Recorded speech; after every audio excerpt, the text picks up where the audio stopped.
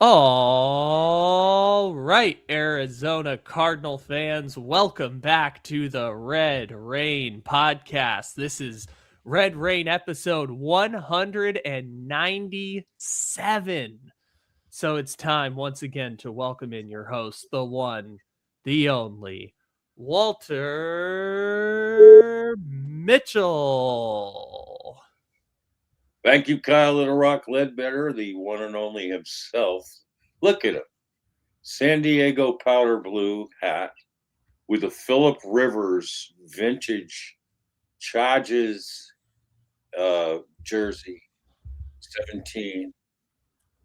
And this is the era of old men quarterbacks.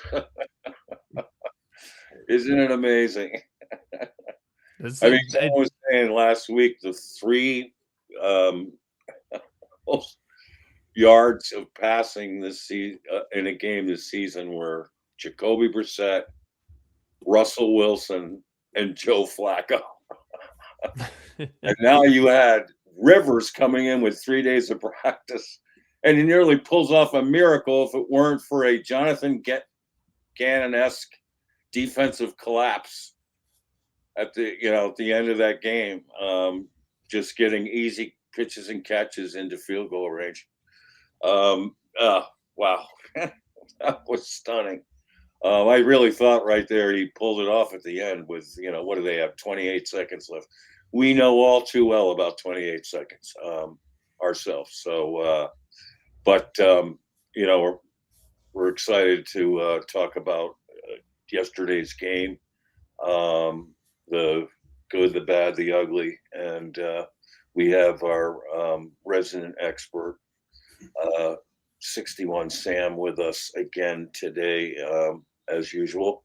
So we're going to go right to the plays as we've been accustomed to doing, and we'll get after that, and then we'll talk about some of the themes here, and then we've got a coaching plan for you at the end.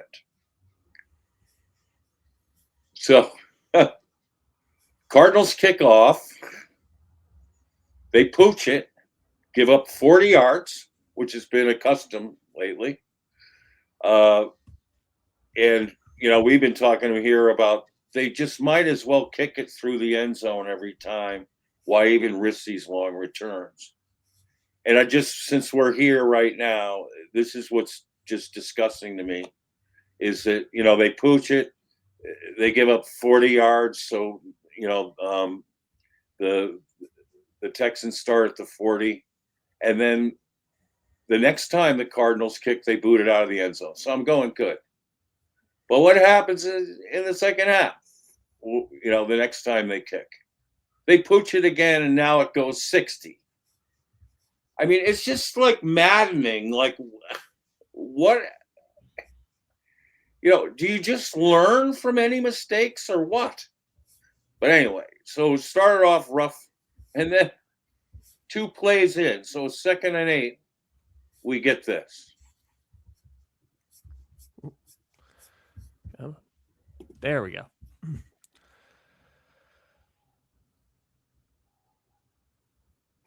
Nico Collins to the house. There we go. Nice tackling there, huh? And,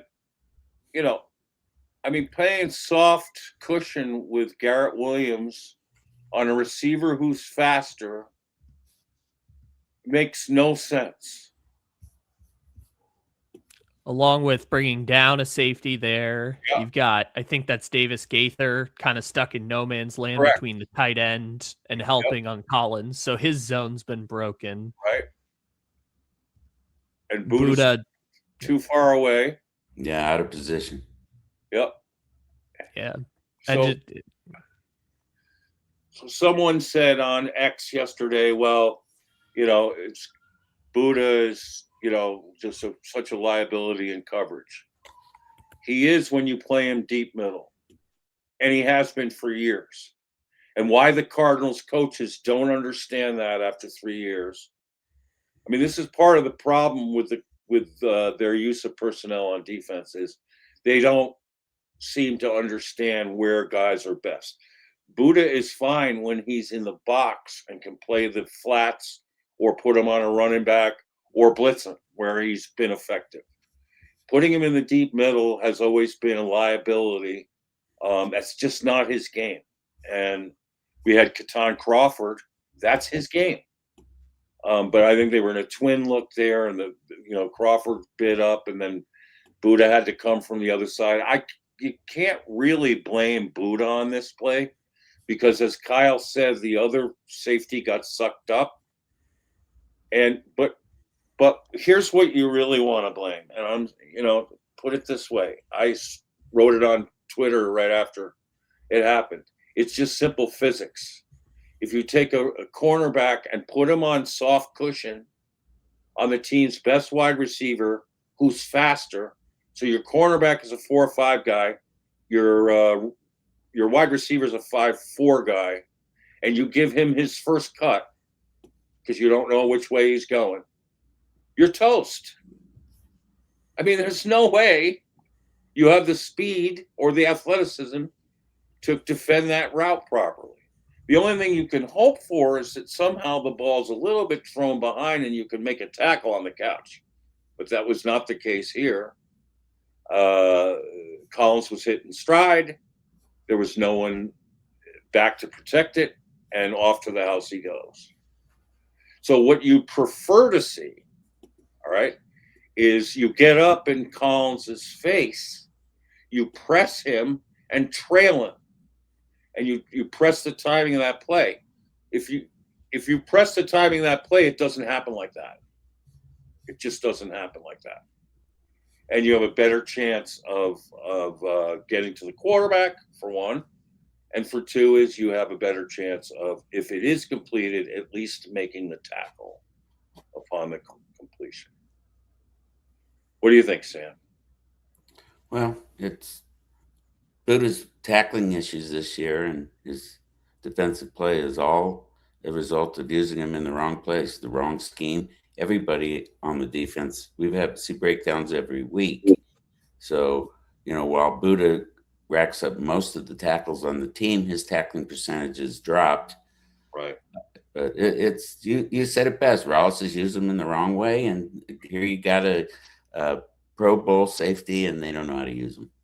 Yeah, and it's carryover from the week before, where the Cardinals' one win over the Rams since the Gannon crew came in was because they put Buddha up in the box and he run blitzed, tackled Kyron Williams a couple times for losses, and then was used to double team Cooper Kupp in the passing lane. It was brilliant, and the Cardinals won that game going away.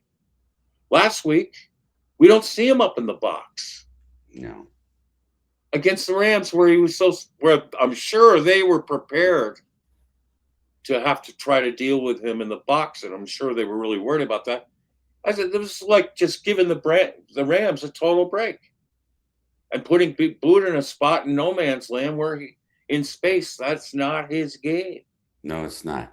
In deep safety, that's the toughest tackle in the NFL.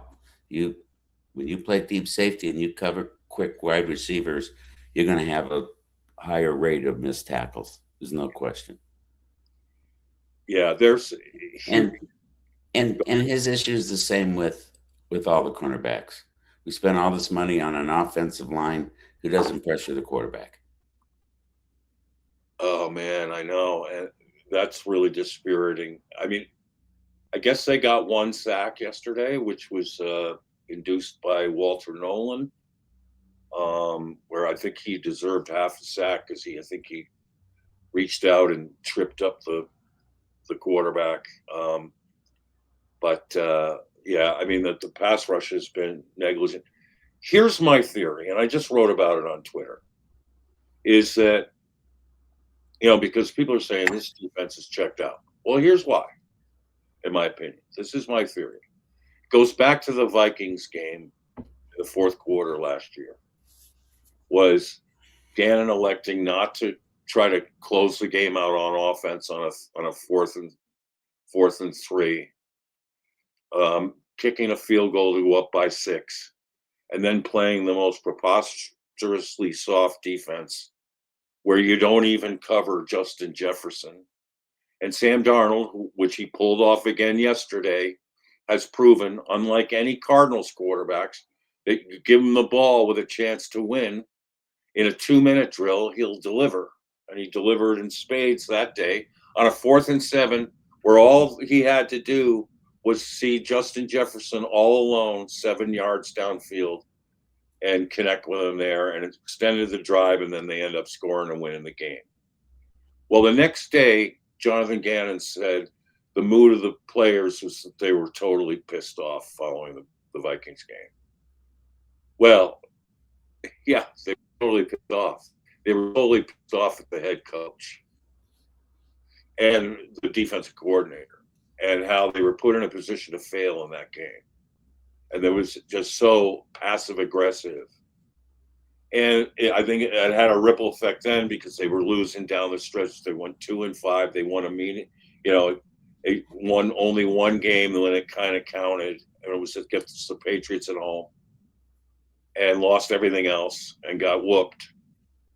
I think coming into this season, because in the offseason they added the likes of Calais Campbell and Josh Sweat and Dalvin Tomlinson, and they brought in Akeem Davis Gaither, and the mood was, well, now that we've got better personnel, and we'll probably be coached a little.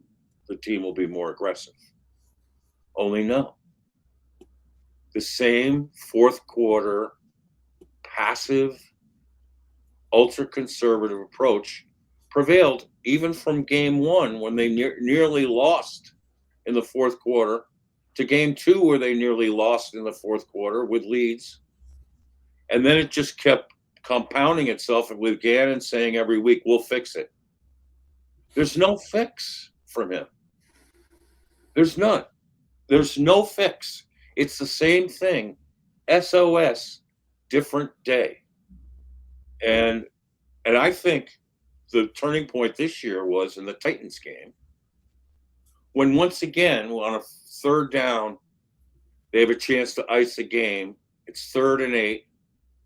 At this point, Kyler is hurt but still somehow playing in the game, so it might have been a factor of he'd only been 2 for 4 and not looking good and couldn't plan on his back foot at that point. So you run the football, you gain a yard, it's 3rd and 7, you punt. And now with this soft defensive approach, once again, you give it up to Cam Ward and the Titans, and they kick a game-winning field goal. And I think at that point, the defensive players who were already still pissed off from last year and now extra pissed off this year began to check out mentally. Like, you're just setting us up to fail. Does that resonate with you guys? Do you think that's feasible? Sure it is. You can't have a motivated defense that averages 11 missed tackles a game. They're the worst tackling team in the NFL, and they're the worst fourth quarter defensive team in the NFL. That's not a motivated defense. That's a defense. Yeah. Go ahead, Kyle. I was just going to say there's little way to explain a regression like that, even though the defense was never great. I mean, now they're the last month the lowest rated defense in the league. And you have Mark Schlereth on Fox praising Gannon for like this just extraordinary effort his players are making. Well, what's he supposed to say? Well, he was using talking points that Gannon used the week before after the game against the Rams. He was saying that, we have a thin margin for error with our defense. If one guy misses an assignment, it could be off to the races. And Schlereth was saying that yesterday. He was like, he said the defense lacked talent. That was his starter. Yeah. All right. Lacked talent. The Cardinals are starting more guys on defense, way more than the 49ers are. And look at what the 49ers are doing. I mean, you had up front yesterday, you had Baron Browning at $7.5 million a year on one edge. You had Calais Campbell at $7 million this season. You had Dalvin Tomlinson at what? It's over $10 million. It's like, I think, 10 to 15 million. Tomlinson's been I wouldn't even know he's on the field all year. Disappointing, very disappointing his play. Right. And then you got Walter Nolan, who you drafted, who's a potential stud, and he's shown great flashes. Then you have Josh Sweat, who you're paying close to $20 million a year for, right? So tell me what about that front five is no talent. And then you have Akeem Davis-Gaither, you spent like $3 million a year, $3.5 million, who you brought in. You had Cody Simon, you drafted in the 4th round. He gets hurt. And then Owen Papo, who you drafted in the 5th round. You've had him for 3 years. And then you have a secondary that features 2 premier draft picks in Will Johnson and Garrett Williams. And then you have a 7-time Pro Bowler at safety, who you're grossly misusing. And you have Keaton Crawford at the other safety spot, who leads the entire defense in PFF grades at like 82.3. So what part of that is poor talent? It's just such an egregious dereliction of the truth. I mean, they've spent $44 million for the interior defensive linemen and edge rushers alone. Yeah. Yes. One of the most heavily invested units in the NFL. Correct. Well, I think Mark was right. I think what he meant to say, instead of lacking talent, he meant to say lacking coaching talent. He just left coaching out of there. Well, although his point was to extol and praise the coaches. Oh, I know. And denigrate the talent, like he's got nothing to work with. But boy, oh boy, do they play hard. He was using last year's notes. Play hard. They hardly tackle. Yeah. They hardly cover. They don't do shit right. They don't rush the passer. How many times did CJ Stroud get even breathed on yesterday? Oh. I mean, so to keep promoting this narrative of like, God, you got to give Gannon so much credit for his players play hard. On the other side of the ball, which, he's not an offensive-minded guy, you got Brissett and McBride and Wilson and that offensive line who played their asses off yesterday. They're trying like hell. On Gannon's side of the ball, they're not trying at all, practically. I mean, it's like gift TDs. Let's cue up now it's special teams again. Look at the statement that the Texans made on special teams yesterday. Look at this. They just kept hitting the Cardinals in the mouth. And don't you know, it just lobs up to their guy. But, Jalen Brooks, he's, obviously a newbie to return game. But when you take the ball into contact, you have to lower your shoulder. You can't expose the football. I mean, it's football 101. Guys coming to you, boom, lower your shoulder. Instead, he lets the man play the football. He was able to pop it out easily with a helmet to the football when it should have been covered up. So, in a way, Jalen Brooks is a young player who just was added 2 weeks ago, and they're in a makeshift situation of having to play him back there in the first place. I don't know why you don't put Carter back there. Well, Brooks is just coming off the practice squad. Why are you using him there? He didn't do any of that in college. And then poor Andre Bisaccia. I mean, thank God he's all right. He was able to fly back with the team, apparently. Oh, answer to prayers there. I mean, he was not rendered on, he got a severe neck injury on one of the next returns. I mean, these Texans, they're like dogs. They're like workers on the patch and landman. I mean, these guys come after it. All right. I mean, they are, and like D'Amico Ryans is Tommy Norris on landman. I mean, dude is totally in charge. I mean, he is, and he's got them,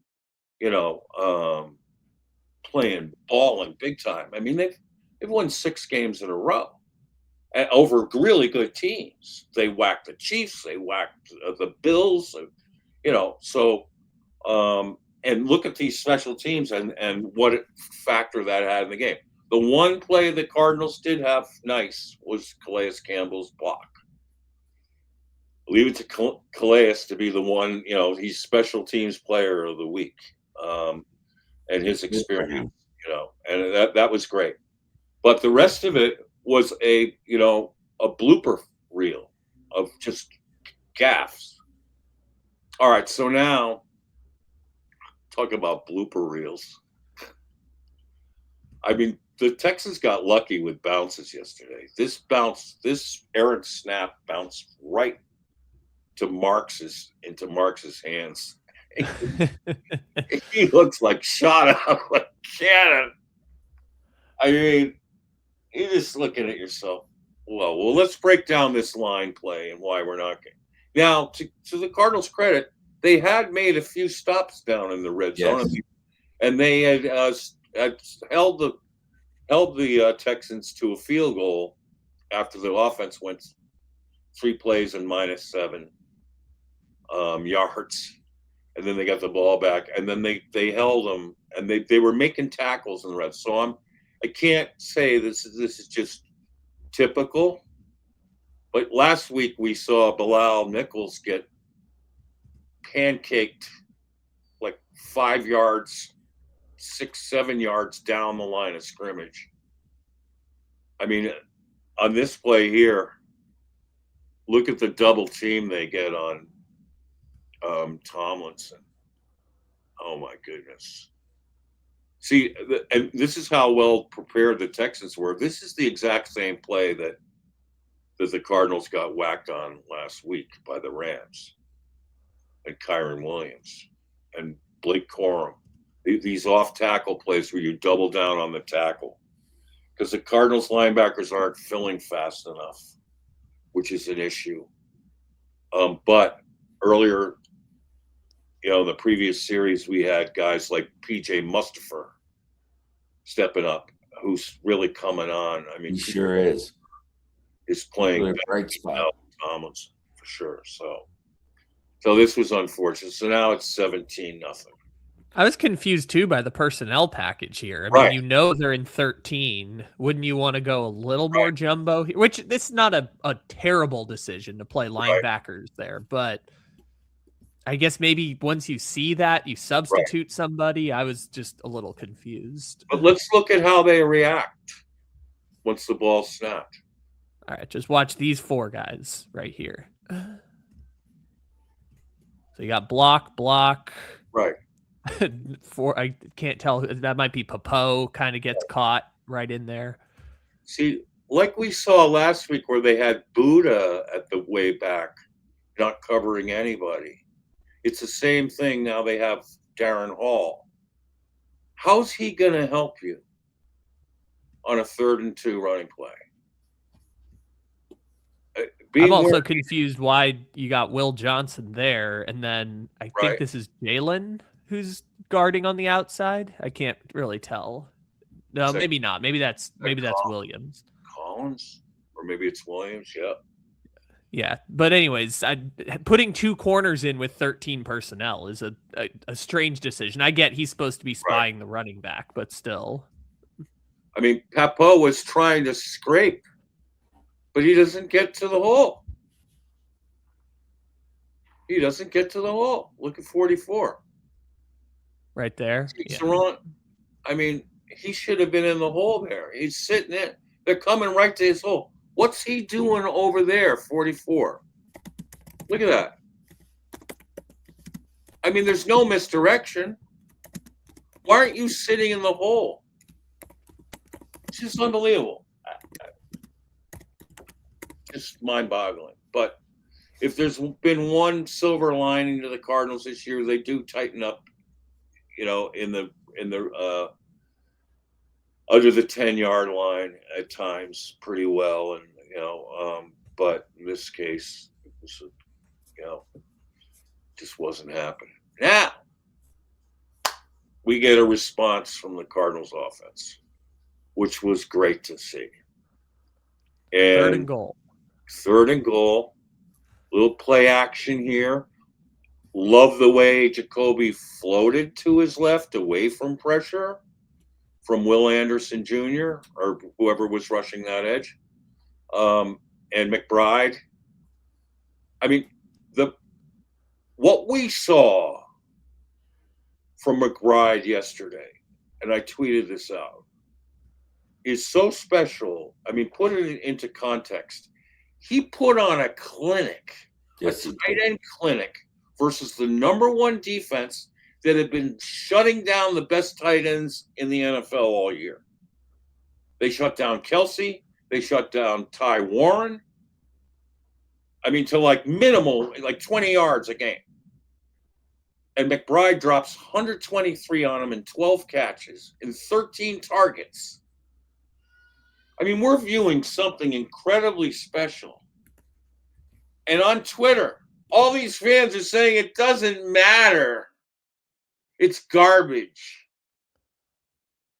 I mean, to that I just say, you are out of your freaking minds. This matters. This matters towards integrity.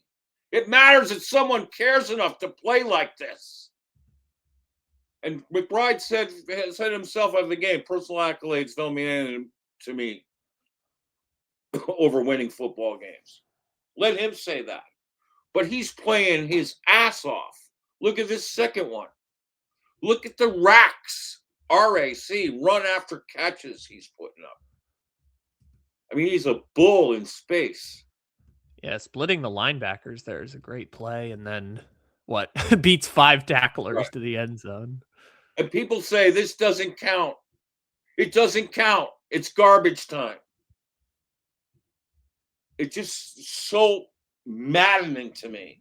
It is maddening. You want to mitigate hard effort when other people have checked out.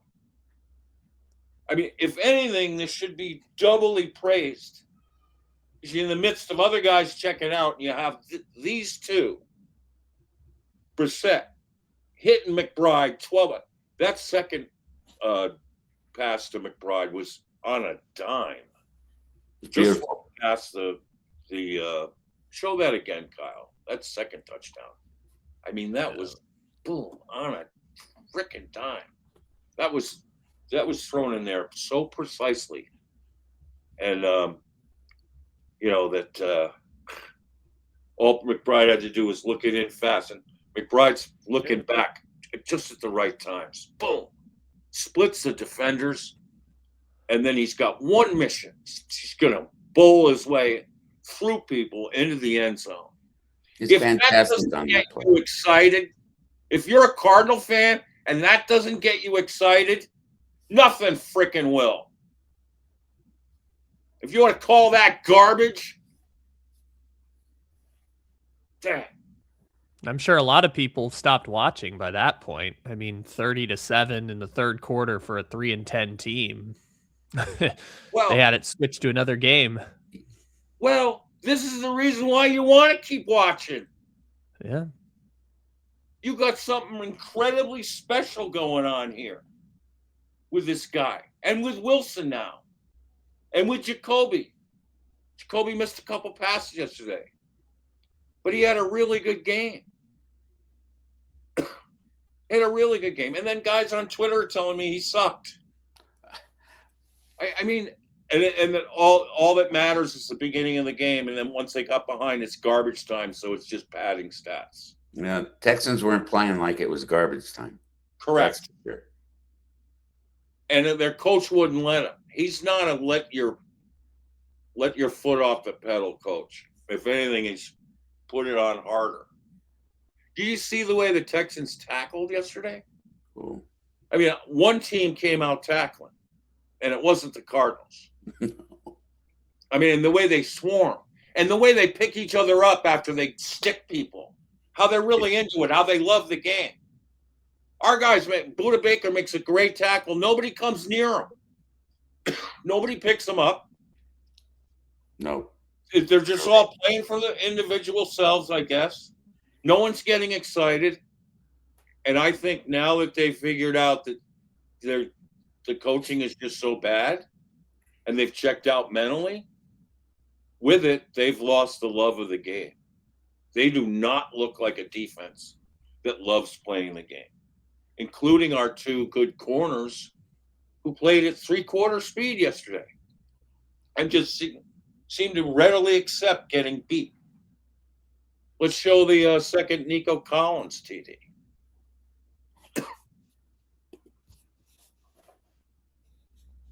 I mean, that was so disappointing. I mean, it's just such a lackluster effort. I mean, watch Will up at the top. He lets him cross his face. And then, I mean,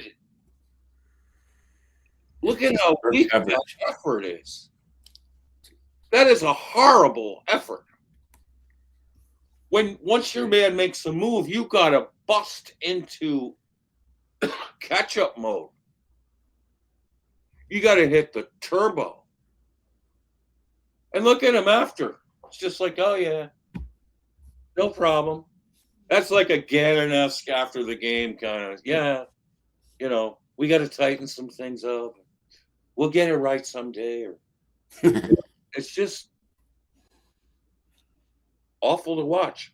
And these are the bad habits. If you bring coaches like this back and it continues to happen, whoever's going to coach them next has a major task on their hands to reteach players how to play competitively and to do it properly. These players are made to look stupid based on the scheme, based on the lack of a scheme. And they got to be completely pissed off. This is their career. This is their money earning, affects their ability to get a salary or a bump or increase trade value. It completely diminishes the value of every player on the defense. They got to be thoroughly disgusted. Yeah. I think the other part to your point, and I'm not picking on Will Johnson necessarily, but just bringing up a point with a player like Will Johnson is I'm guessing Will Johnson, just by virtue of being as great as he was, probably was, winning state championships in high school and playing great, on great teams just by virtue of how good he was. Then you get to Michigan and you go college football playoff as a freshman, win the national championship as a sophomore. Junior year, you win 8 games, but you're hurt A and B, you're in it to the end playing in meaningful games against Ohio State and stuff like that. And then you get to the NFL and all of a sudden you're completely out of it. Your team cannot make the playoffs. There is nothing to play for. And many times that's where characters of football players end up coming out, because this is real adversity. And not saying Will Johnson hasn't, again, it's not him specifically, but players all the time you see go through this. Rookies and second-year players who have never lost before get to the league and you're losing, and that's a lot of where your kind of character kind of gets tested in a way. And many times you see people have lackluster mail-it-in type seasons, and sometimes you see people kind of dig down, and sometimes you see it somewhere in the middle. So that's just part of the conversation too with a lot of these Cardinals players is you're completely out of it. There is no chance you're going to make the playoffs. What are you going to do with these last few games? Because many times teams that have big turnarounds the next year are teams that were out of it, but go on win streaks near the end of the season, like the Lions did however many years ago. Well, if you look over on the other side of the ball, does it look like our offensive guys think they're out of it? Less so than the defensive guys. Man, the offensive line yesterday played amazing. 2 sacks? Are you kidding?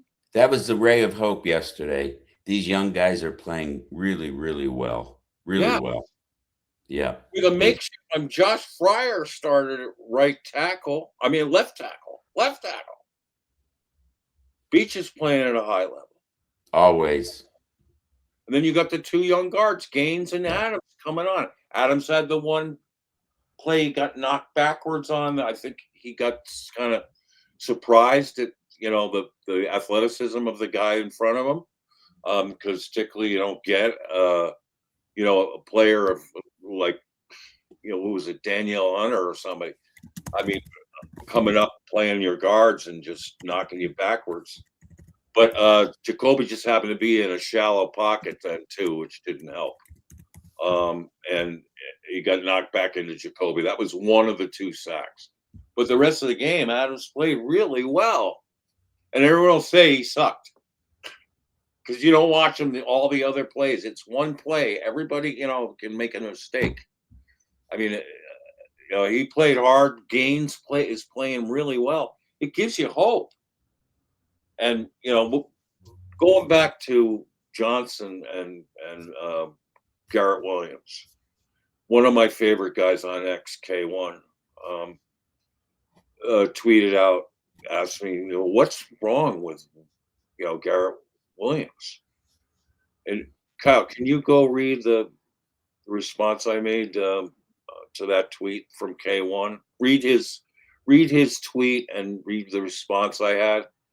I mean, I didn't like having to say this, but it's really something that I've been talking about a while.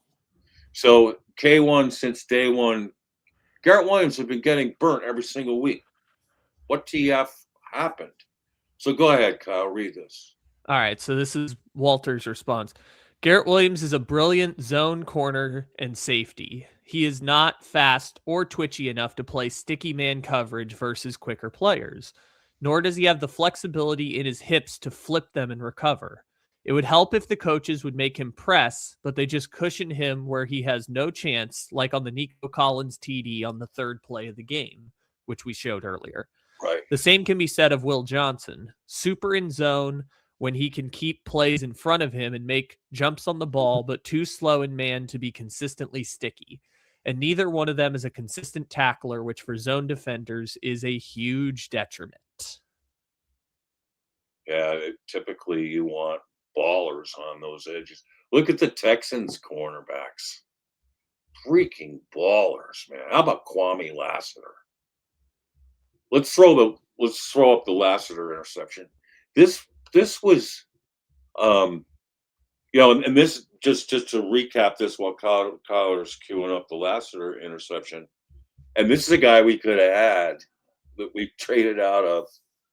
We also could have had Cooper DeJean, FYI, with that pick, and Max Melton, who was, benched as a part of this season, is another real severe disappointment, huge disappointment. So Lassiter, all right. So on this play, but let me just finish with Williams and Johnson. Is whoever comes in here next, and hopefully it's ASAP, is going to have to, get them to play press cover, use them in zones, or they may have to sub them out in man. Because unless they can get them to turn a corner and technique-wise and use leverage and play physically, both of them would have to do that. If you're just going to have them play cushion man, where the receiver can cross their face, they'd have to. They're not going to succeed. They just don't have the quickness to do it. Now it looks like they don't have the want to either, which is really troubling. And that's what got Max Melton apparently into trouble too. Meanwhile, Elijah Jones, who I watched for 4 years at Boston College, play exceptional man-to-man defense is frozen because we don't play man. And when we do, we get burned, but who cares?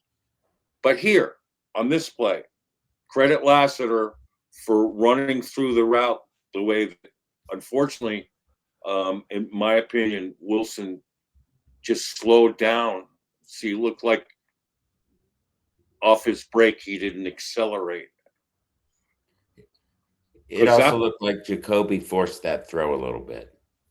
Well, he threw it to the spot he thought that Wilson would be, and Wilson got held up just a Lassiter tad. made a great play, jumped the route. Fantastic. Yeah. Well, he's on the back end. He got to the spot before, and unfortunately Wilson didn't.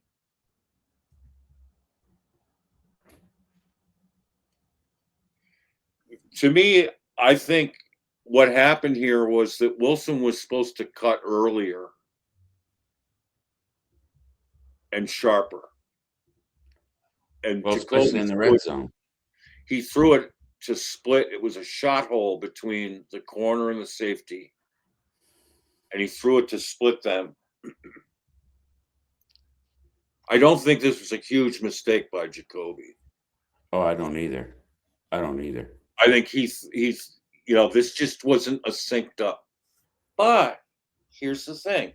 This is when you have physical corners like Lassiter and Stingley, is you get if you just hesitate a route just a tad or you don't run it precisely, they're gonna burn you because they're right in your they're right there ready to jump passes and whatever else. So he may have known the play.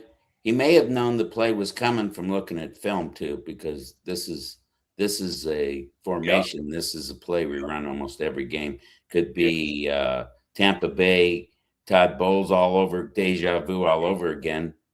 They just watched film and Lassiter knew what was coming. And I got to be honest, Lassiter got lucky on this play because he let Wilson cross his face.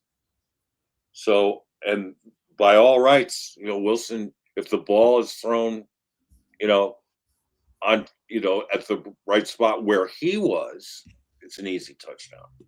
Because, Lassiter was, 2 yards behind him. And he wasn't playing inside leverage. I mean, what you really want on that play is for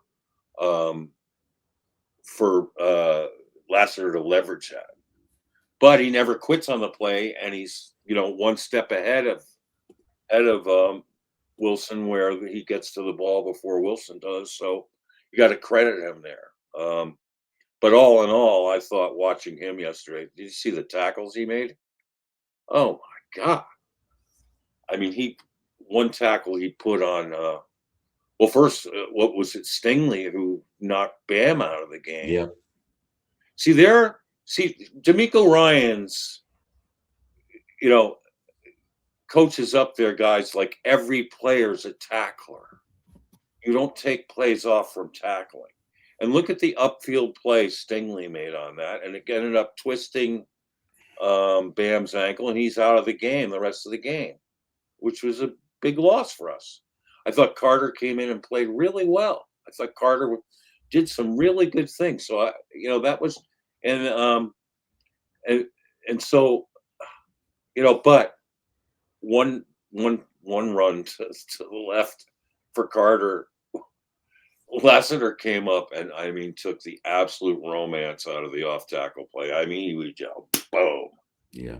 And to Carter's credit, he's a tough kid. He got bounced up and kept going. But this is what good teams do. They love to tackle, and it's contagious. It's not a choice. It's a reality. Like when guys are coming my way, I'm gonna come hard. And unfortunately, we're not seeing that on our side of the ball. So let's finish up with the Michael Wilson TD. And end on a high note. 2 weeks in a row on a back shoulder throw. This is mint. Whew. This is mint.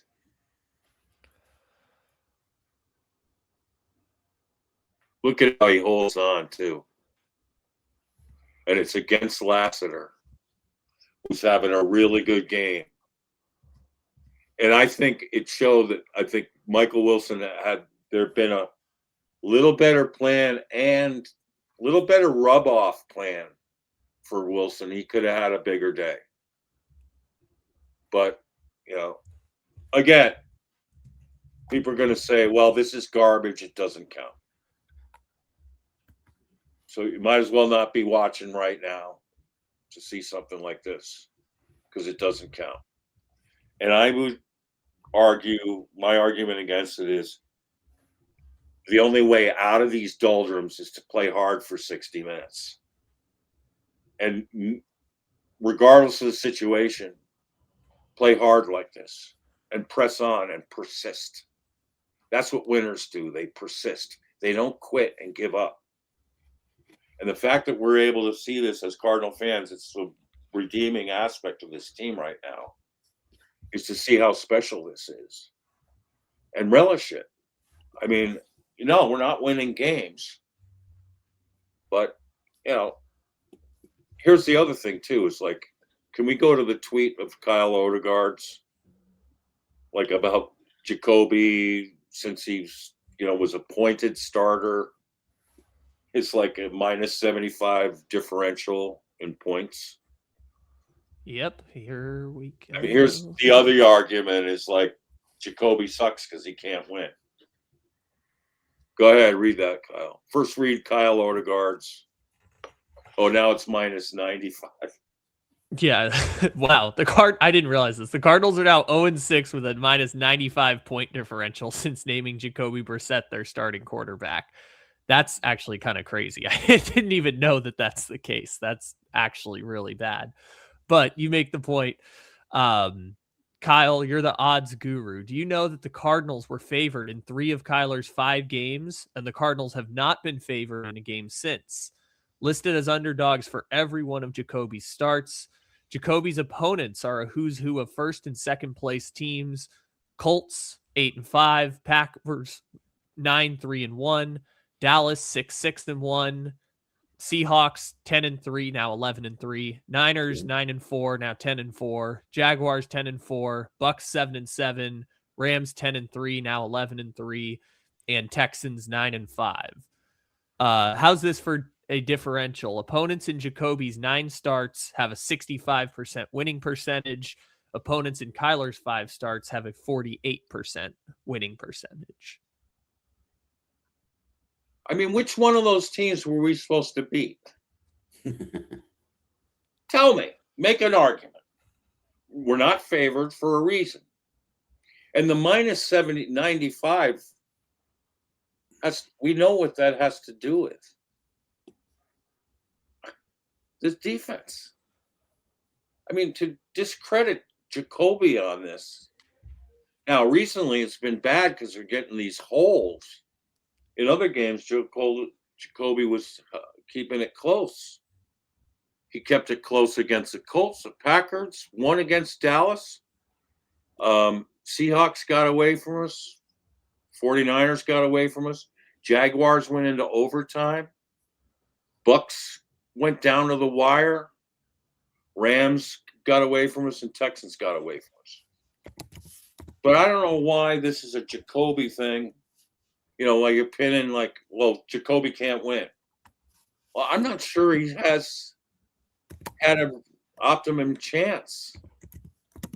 I mean, can anyone here make an argument that we should have won given, what we're doing versus these other guys? And all of them are first or second place in their division. So, maybe that Bucks game, but that was on the road. The Bucks have been leaking oil lately, but they played it close down to the end, and I think part of it too is the non-competitive aspect of a lot of the games where they are down so much early, which is part of the point. But I guess my counter would be, I don't think it's an unfair point from Kyle. I just think it's not just Jacoby; it's that the whole team, especially on offense, is just decimated with injuries.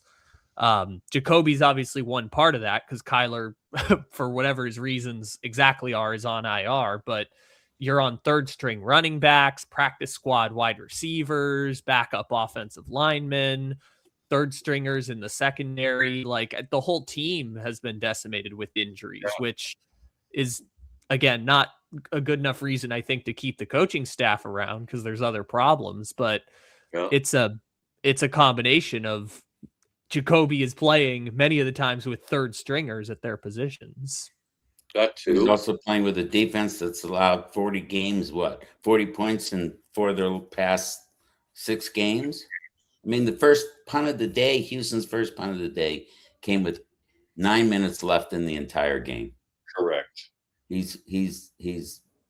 think he's been hit 5th most in the NFL, just in terms of pressures.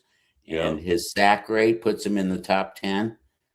So, and he has no running game. And let me ask you this, Sam. Let's go back and look at these teams: Colts, Packers, Cowboys, Seahawks, 49ers, Jaguars, Bucks, Rams, Texans. Think of their defenses, right? You see Kyler, getting through that stretch? No. Well, I guess I'd say regardless of who the quarterback was, they should have won that Jaguars game. That was the combo of poor clock management and not getting them that last score. But every other game, there's nothing they were going to do regardless of who was at quarterback. The one terrible in the fourth quarter. Yes, just terrible. They averaged 5.5 points in the fourth quarter. That's where we've got to be, scrutinize Jacoby's game. It's been in the last portion of the fourth quarters. Now, that's part and parcel with what we've seen for 3 years from Petzing. Correct. Petzing gets ultra conservative. How about yesterday when we get the ball back? Now we're within 2 scores. With 2 scores, we could actually go ahead. All right, because now it's 30-20, right? So we get the ball back at like the 3-yard line. The first play is a pass over the middle to McBride for 2 or 3 yards. The second play is a run for 0. I mean, what the frick? What is that run? You haven't been able to run the ball much all day. Now you finally got their defense wondering, and now you put it on. So then you get this pressure-packed. I mean, you only run there, in my opinion, is if you know you're going for it on 4 downs, which I was screaming that they had to do.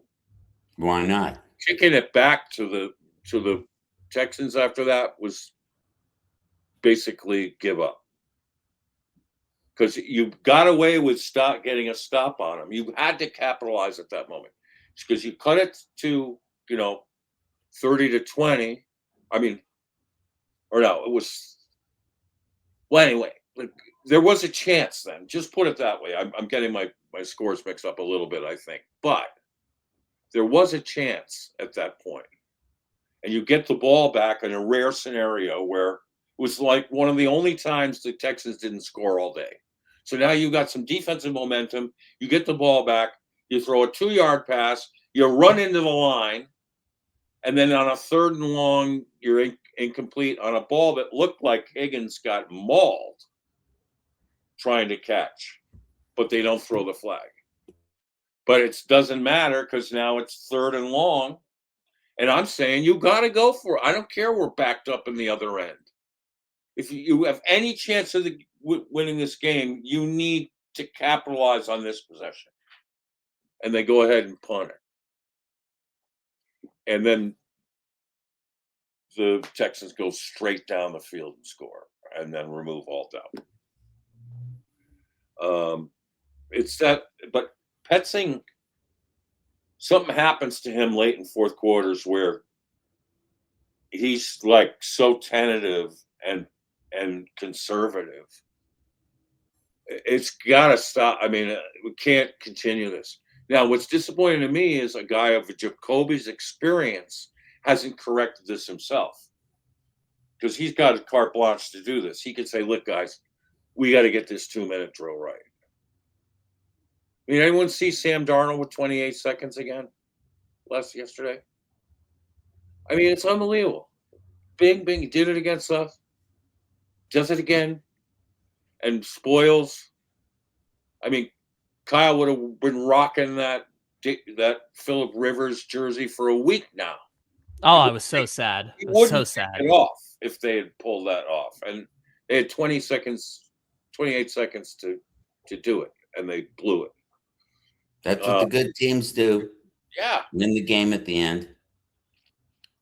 I mean, this ultra-conservative approach is not going to win you games in the fourth quarter. It's just not. You got to take your shots, and you have to orchestrate it right, and you have to, coordinate getting on the ball, which the Cardinals don't do well. I don't know if you saw this, but Darnold throws down the middle. By the way, the guy they picked up, Shaheed, is killing people late in games. The guy they got at the trading deadline is like this extra guy who's suddenly like rocking it for him. From New Orleans. We don't do shit. We don't add anyone. So they get Rashid, and he's rocking up these, so they throw down a 20-yard pass all ready to get it close to Myers' field goal range. And he's wide open in front of the back end, and they tackle him. I don't know if you saw this, if you were watching this. It was like turning the light on and watching cockroaches disappear, is how fast they got on the alignment to spike the ball. It was so impressive. It was just like, woof. I mean, everyone knew exactly where they were supposed to be. Darnold spikes the ball because they're out of timeouts then. And then he throws the out pass to Shaheed that gets him gives Myers a 52-yarder. And Myers nails it. And they win the game. But it's clear that Kubiak and Darnold and those players all have the plan. And it's been rehearsed over and over to where it's secondary, and they know exactly what they're doing. I mean, it was almost carbon copy of what they did for the 28 seconds against the Cardinals when they beat us. Where it looked like we tied the game, 28 seconds left, we're going to go to overtime, right? No. Darnold hits a dime down the middle. They didn't have Shaheed then, but he throws a dime down the field to Jackson Smith-Njigba. They rush up to the ball, spike it, and then he throws another out pass, and boom, they kick a game-winning field goal. I mean, it's not rocket science, but it's coordination, and it's communication, and it's, having a plan, and it's all synced up. This is, I'm not ready to think that we can roll with Jacoby as a starter next year until he conquers this end of it, because all the great ones do. And in his career, I don't think he's had a lot of chances to run a 2-minute drill the way he has been this year. But it's clear to me, I think it's part of one of Petzing's blind spots where he really needs help. And this is where not having a senior advisor really hurts, or somebody you can put in charge of this. So I want to see Jacoby grab this bull by the horns and get this group, no matter who's playing, synced up so that when we get in 2-minute drills again, it's going to be time efficient, and it's going to be well coordinated, and it's not going to be the Kyler throw for 2 yards, throw for 2 yards, throw for 2 yards, which is so counterproductive because you're going clock. You're taking like a minute off the clock for 3 short passes. That is the last thing you want to do in a 2-minute offense. But it's the route they leave open, isn't it? Why? They want you to throw that pass Because, you get your 7 yards, all right. But now we're going to take off 20 some odd seconds of the clock. So, of course, we're going to let you see that's open. It's like the guy in basketball who can't shoot, you leave open. I mean, so that's where we need Betzing to get on board. We need Jacoby. We need to see a 2-minute drill run well. And then I'm going to be like, okay, now we're talking. Because you've got to be able to finish games. And that's the primary way you're going to need to do it in close games, and it's got to be good.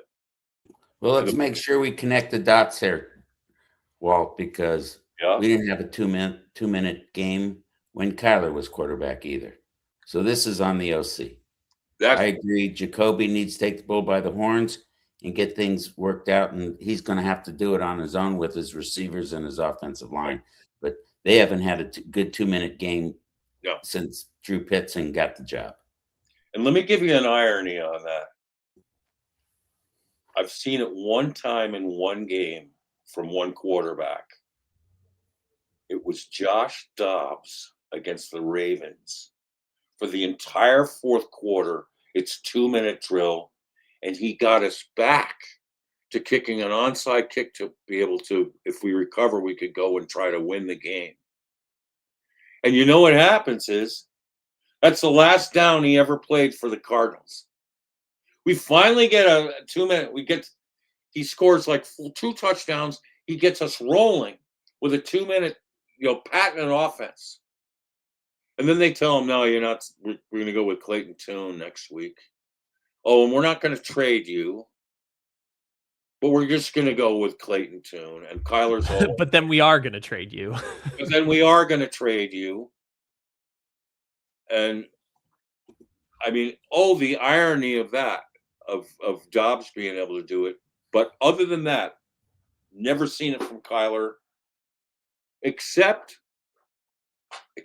in his first game back, was against the Falcons, I think. Because Kyler scrambled for like a 50-yard run. But it wasn't on schedule.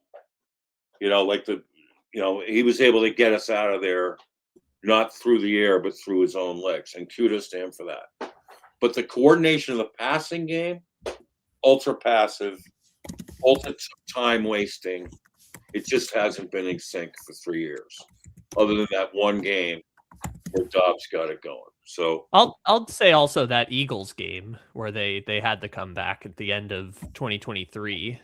Where Dortch had the big catch that set up the touchdown too, but it's few and far between. Good example. Yeah, that was really great.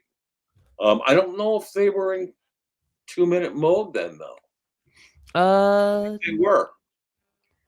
I don't. It's still within. Go ahead. I think it might have been the Dortch play was 2 minutes. I think they got the ball before 2 minutes, and then it trickled down into 2 minutes after that. But same idea. Fair enough. So we need more of that. Whatever that was, bring it back. Let's get it going, and let's get it going from Jacoby. So, I mean, if I can see he runs that properly, and we all can, then I think he's done enough to warrant being a strong consideration for starting quarterback next year.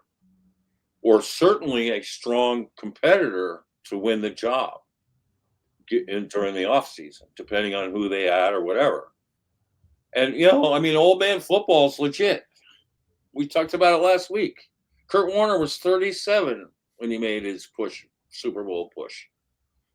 I mean, and Jacoby's 32. So, or he's 33 now, maybe. I think he just had a birthday recently. But that's relatively young today for quarterbacks. I mean, Phillip Rivers is 44? Yeah. But he clearly doesn't throw like he used to, but he manages an offense like he used to. It was really, and against a really good defense away at Lumen Field, that was impressive. Yeah, so at least right now you got old man Aaron Rodgers potentially hosting a playoff game. And that's another. I mean, Rodgers has really had a comeback season, and there are older quarterbacks. Flacco, the MVP of the league is going to be what, 36, 37? What, Stafford's 37 at this point? MVP of the league is 37. And there are times when Jacoby's throwing, it reminds me of Stafford. That back shoulder throws, those are so Stafford-esque. The way Jacoby drives the ball into the shot areas is so Stafford-esque. Now, I'm not, Stafford has all this experience that Jacoby doesn't. So I'm not saying, you can equate the two players, but there are similar aspects of the way that they drive the football and throw from the pocket. And I think some of the routes that Puka ran, last week were run very successfully with Wilson last week, and then but what Jacoby's doing with the tight end is, I mean, Stafford doesn't hook up with tight ends like that. He's a wide receiver guru, but I mean, what Jacoby's doing with McBride is just so special. And credit Kyler for hooking up. That was Kyler's one big hookup was McBride and getting him going. So he's a common denominator. But unfortunately, with Kyler, the receivers, it's been a battle. And just to close the loop on Jacoby and 2 minutes left, he's also hampered by poor coaching decisions, not just in scheme, but timeouts and clock management by this coaching staff's been terrible. Yes. Yep. Also, just a clarification, the Greg Dortch catch in the Eagles game was with 1:30 left on the clock. So it was. Not a true 2-minute drill, but it was 31-28 at that point. And then the Connor touchdown put him up 35-31. All right, way to dig it out, dude. Well, I was thinking about that game this weekend because I remember that was all about the draft pick and everything else, which it didn't end up mattering anyways. They still got the 4 pick. But the Raiders had the same situation this week where if they win in Philadelphia against the Eagles, who were sputtering, they mess up their draft pick and the Raiders just laid down and died versus the Cardinals. They went out there and beat the snot out of the Eagles. Yeah. Well, the Cardinals were highly motivated in that game. And look what happens when you're highly motivated.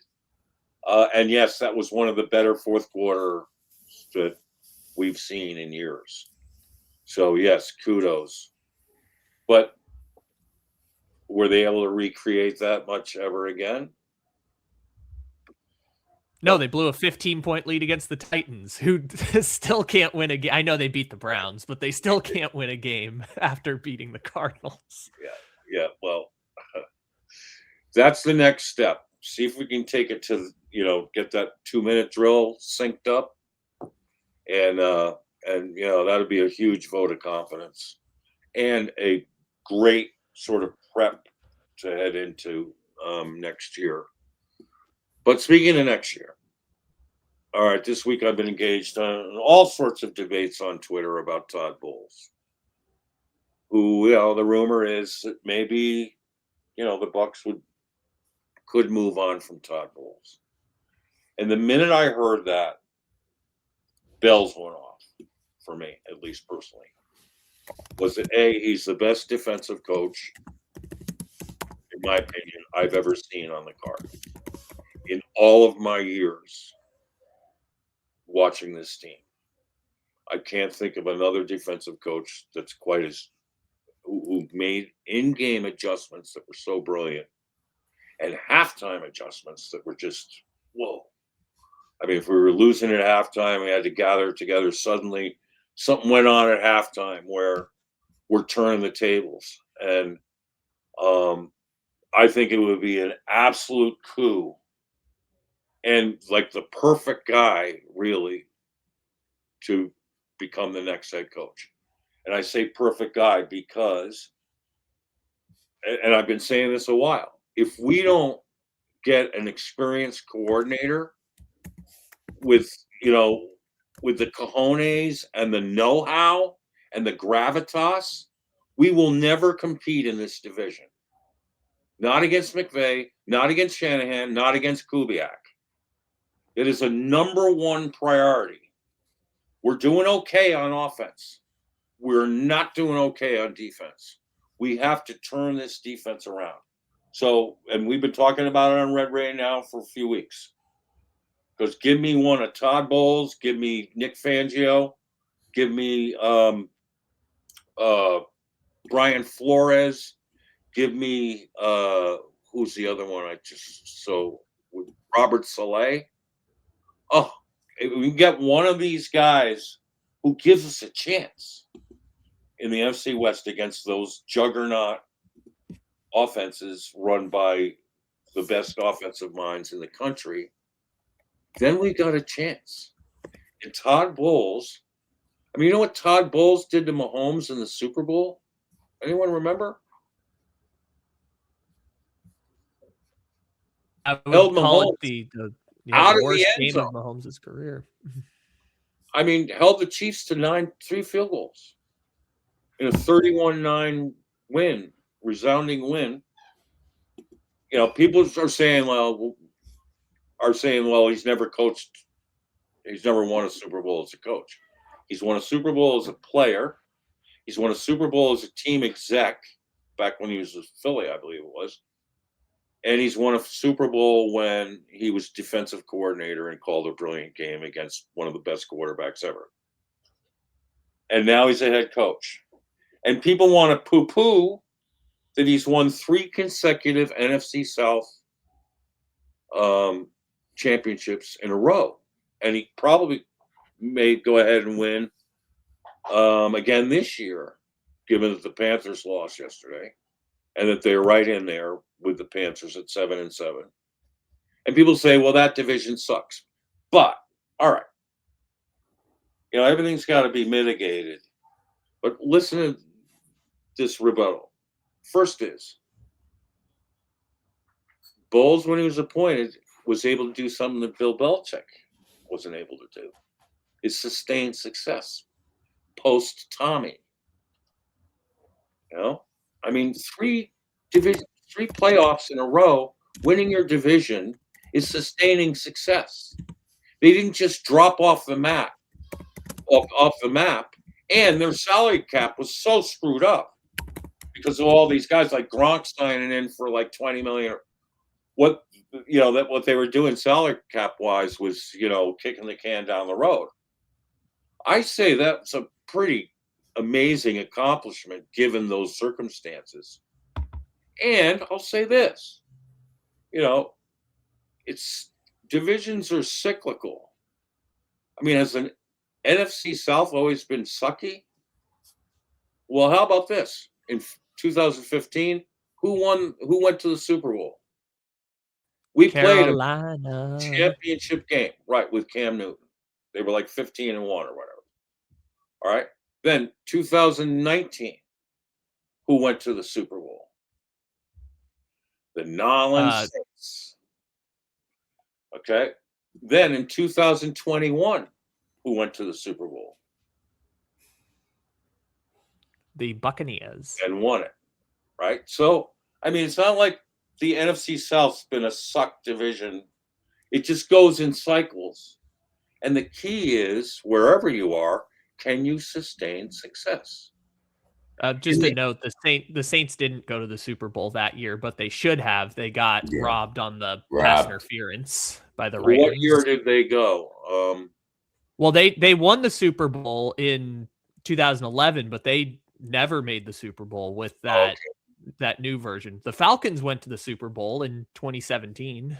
That's blew the 28-3 lead. Yeah, that's what I meant. It was Falcons, exactly. But again, the Saints were basically there. They got robbed on that pass interference call or no call. Right, exactly. So, I mean, those were good teams. And 3 of their 4 teams wound up in Super Bowls over the last 10 years. So let's not poo-poo the NFC South too badly based on their history. And, they're competitive games and competitive teams. But here's the other thing. When have the Cardinals ever won 3 divisions in a row? I mean, all these fans are so nitpicky. Oh, he sucks as a head coach. He sucks. He's never won a Super Bowl. Oh, they've won sucky divisions titles. That doesn't mean anything. I mean, except that in historical perspectives, the Cardinals, have they ever won 2 in a row? Yes. They have, yes, but When? I have it up here. They did win back-to-back with Kurt Warner, 08 Correct. and 09. Correct. But as a reference, you mentioned 3 straight division titles. The Cardinals have won 3 division titles since 1976. In 50 years, and years, they've won 3. Saying no, it doesn't count that he's won 3 consecutive post-Tom Brady titles in the NFC South because they suck. I mean, let me ask you this, and I'll ask everybody that, and the guys that, I respect people for being passionate, but who are we going to get in Arizona with a better, who are we going to get who's won a Super Bowl? I mean, look at the Sean Payton interview. We know what that was all about. Sean Payton never, ever had an intention of signing with the Cardinals. It was to line up the Broncos job. We're not going to get a Super Bowl winning head coach. We're just not. So no chance. How about let's get someone who's won a Super Bowl as a defensive coordinator in epic fashion? So it's got to start somewhere. But this time around, if we don't go experienced, if we go newbies again, I mean, I don't care who it is. Lane Kiffin, forget about it. Lane Kiffin isn't coming to work. I know, but also technically not a newbie because he had that one garbage year with the Raiders. Yeah. Where Al Davis wrote a letter saying, "Don't hire him, Tennessee." All right. Yeah. Touche. But anyway. Anyways, like my guy Joe Brady, that's not something you want because he's inexperienced. Oh, man. So I'm going to show you this plan via pictures because he's the wizard behind the screen. So here I envision this, what if Todd Bowles becomes available? And the first thing you do is get in Mike Greenberg as GM. Could you read that, Kyle? Yes. So Mike Greenberg enters his 16th season with Bucs and 3rd as assistant general manager. Prior to his promotion, Greenberg spent 2 seasons as vice president of football administration after 8 seasons as director of football administration and 2 seasons as the coordinator of football administration. He also joined the club, or he originally joined the club as a player personnel assistant in 2010. I want to dedicate the Mike Greenberg choice here to our pal 61 Sam. This is the kind of guy Sam was talking about director of football operations. Now, this guy's been in the shadow of Jason Light, who, by the way, I think has been one of the most, surprisingly good GMs around the league. He's kept that Bucs team year in and year out highly competitive and right in there for making playoffs. He had an immediate tie to Todd Bowles. Next up, we have head coach Todd Bowles. Love that. Yeah, 4th season as head coach of the Bucs, 3 seasons as defensive coordinator from 2019 to 2021. Also was a head coach with the Jets and defensive coordinator with the Cardinals. Okay, offensive coordinator. Offensive coordinator Josh, is it Grizzard? Yes. Grizzard.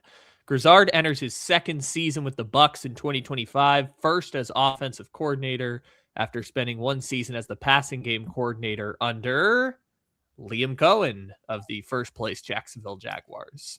And this young man's going to get some attention as a head coach eventually.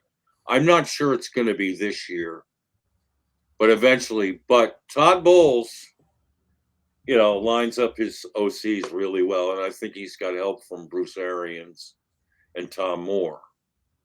They know how to find offensive guys, put it that way. I feel very comfortable.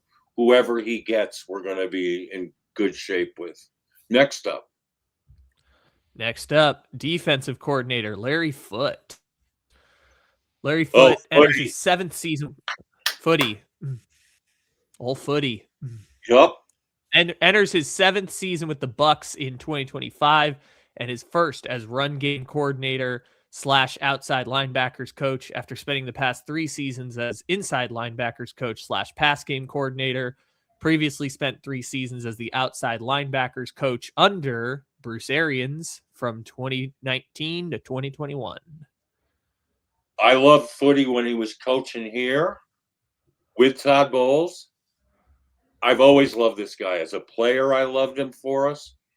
We need inside linebacker play like we've never had before. This guy can deliver it with Todd Bowles. I would be over the moon if we got Footy back on our football team. Next up, you got your special teams corner, Thomas McGahee, I believe. Yeah. Thomas McGahee enters his 2nd season as special teams coordinator for the Tampa Bay Buccaneers. Go ahead. He's been terrible. Yeah. In fact, Bowles is catching all kinds of heat because he's been protecting him. But this McGahee and Tampa Bay special teams, and Tampa Bay has had terrific special teams under Todd Bowles during his regime, but this guy's been terrible. Yeah, I made this call just for the sake of continuity, and I felt like Bowles would be grooming him because he's only been at it a short amount of time. And I don't think, given what we've seen from Jeff Rodgers, but Rodgers has been on a staff, right, with Bowles. With Bowles, yes. So maybe we just keep Rodgers having an off year.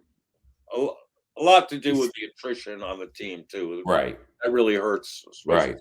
So let's just if put it this way, if Todd Bowles said this guy's really got it, he's just not quite there yet, we're grooming him, fine. If not, let's just stick with Jeff Rodgers. Period. Or let's get John Fossil, who will be looking for a job, unless the Titans retain him. With the Fossil's as good as it gets. Yeah. So there'll be options there. I just did this for continuity. I looked up their stats for special teams the last 2 years. They're in the 20s on PFF grades, like 21.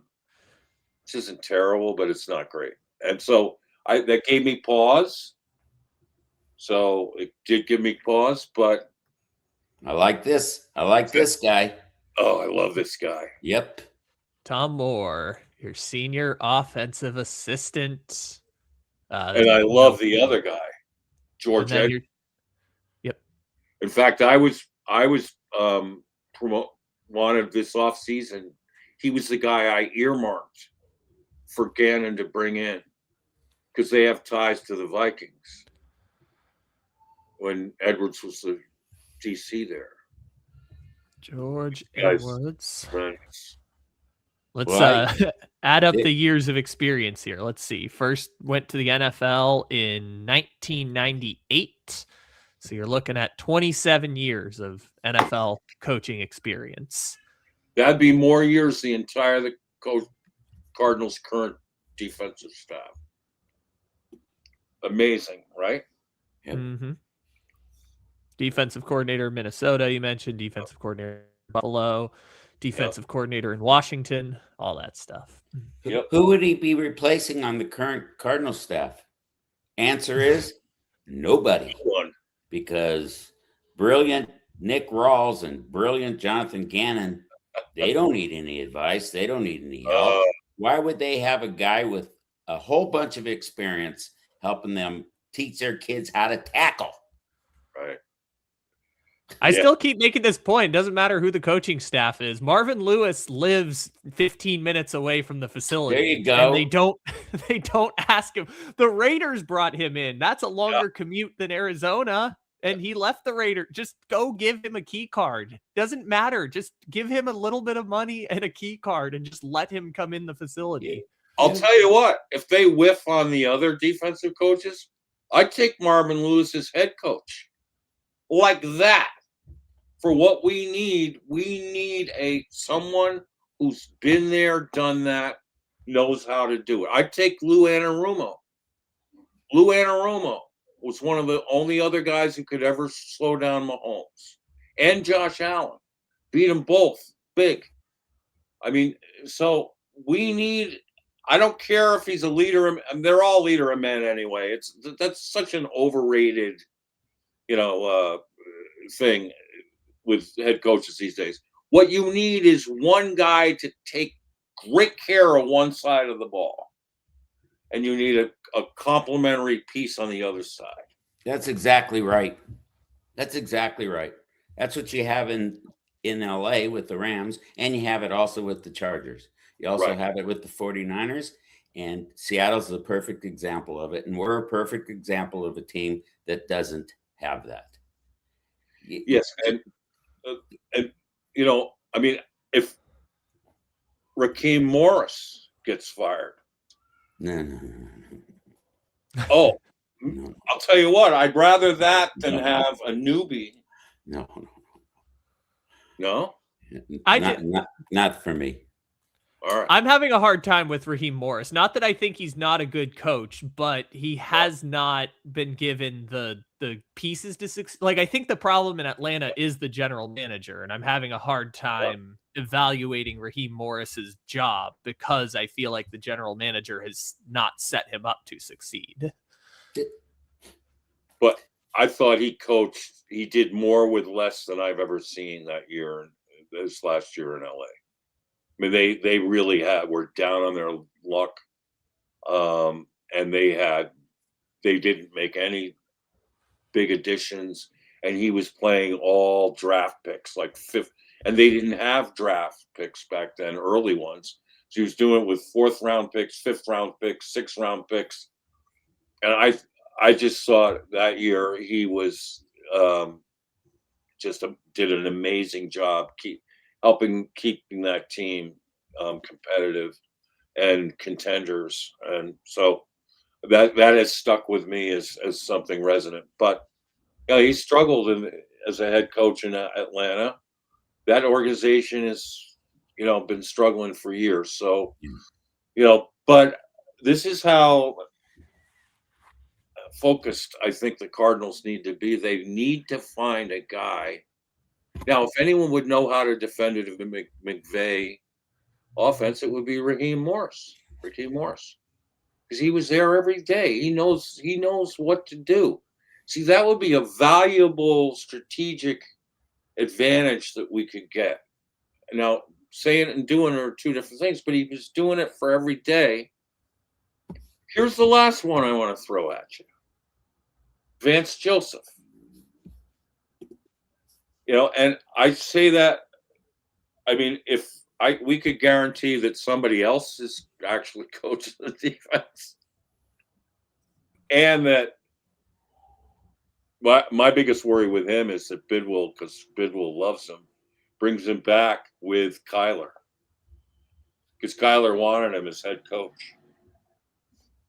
And I'm almost afraid to say this, because if it happens, I'm going to be out of my mind.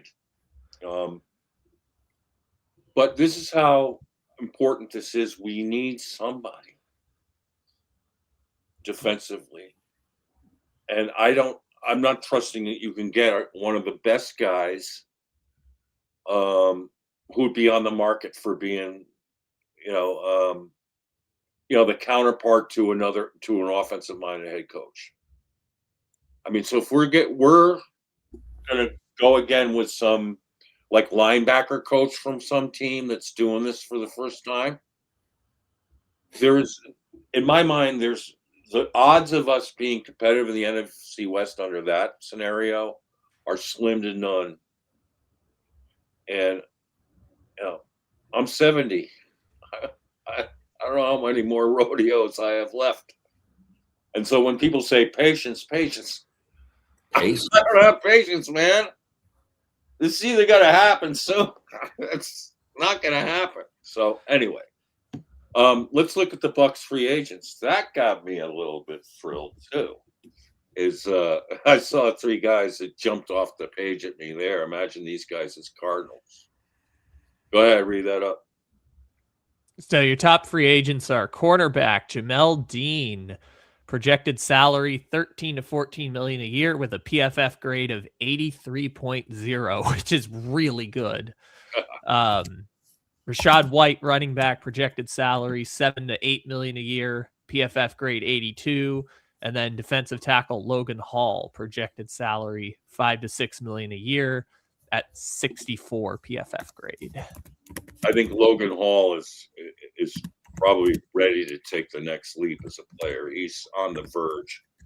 He's 6'6" and lanky. He's 270. Would be a perfect replacement for Calais. Put it that way, at a reasonable price. Probably around the same price range that they play Calais. Only Logan Hall's like 25 years old, and that's right. Is entering like the prime time of his career. So that got me excited too. And Dean's 29 years old, so they're perfect age. And if Levante David wanted to keep playing, love having him here with footy. I mean, just to he'd be the better weak inside linebacker than anyone we've had. So that he kind of stands out to me too. I just didn't list him because he might retire after this year. But so there's a pictured plan. if indeed Todd Bowles hits the market, and then the one question I want to throw back at you, and we'll end it with this: is this a waste of time? Because do you think there's a chance Todd Bowles would look at the Cardinals and go, "Ta"?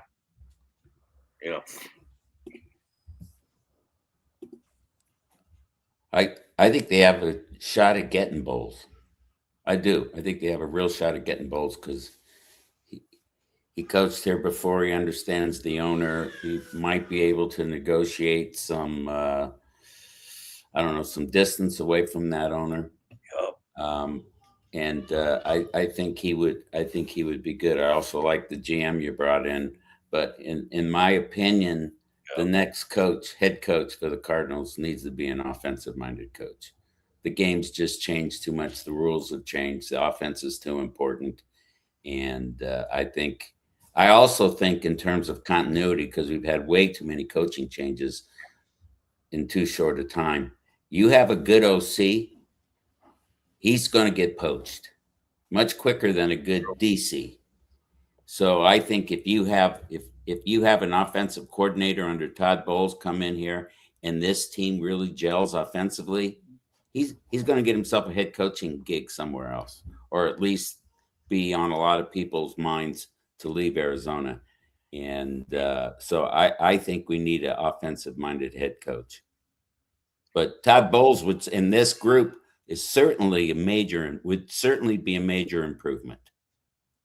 Well, I kind of been marveling at what the Seahawks have done, hiring Mike McDonald. I mean, and he came in winning.